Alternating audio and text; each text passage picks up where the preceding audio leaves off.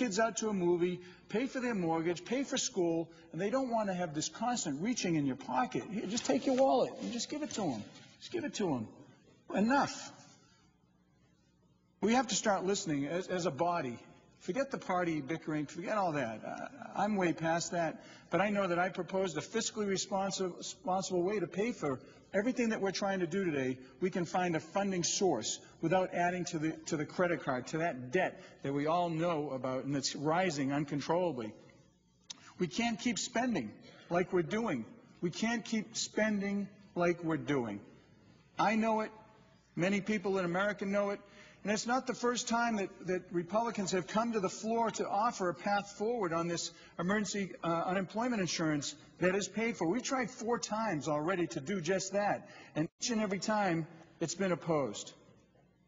And as I said, my amendment pays for the cost of extending unemployment assistance by rescinding unobligated funds and cutting off other stimulus funds that aren't estimated to be used for years. And we've already seen a lot of the stories about the waste and the kind of the fluff things. Let's get the money out the door right now. Let's put it to work right now. If it's such an emergency, and everything around here is an emergency, if this is an emergency as being said, then let's get the money that's not being used out the door right now.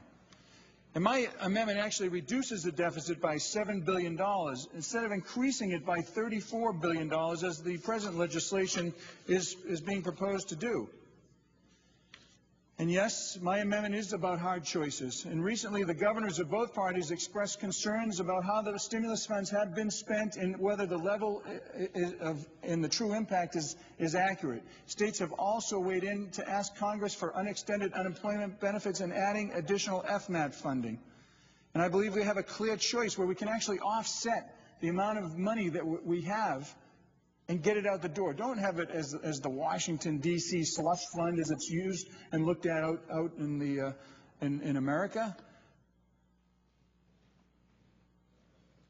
The bill I'm introducing today represents another compromise. Listening to the concerns of so many Americans and their calls to extend emergency unemployment insurance specifically, but also by not burdening our future generations and making sure that we can actually pay for things. Truly pay for things.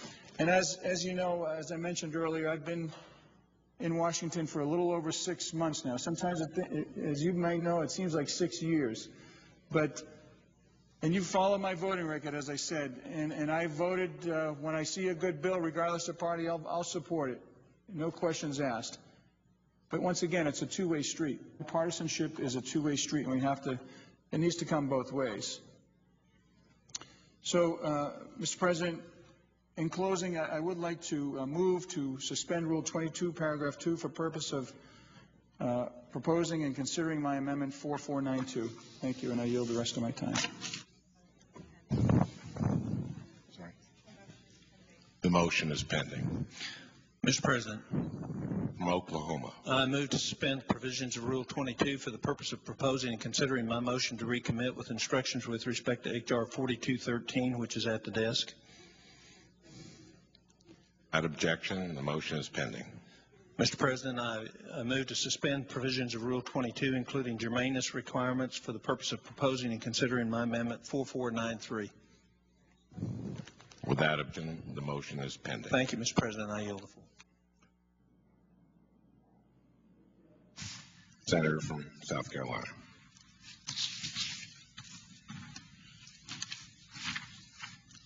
Thank you, Mr. President.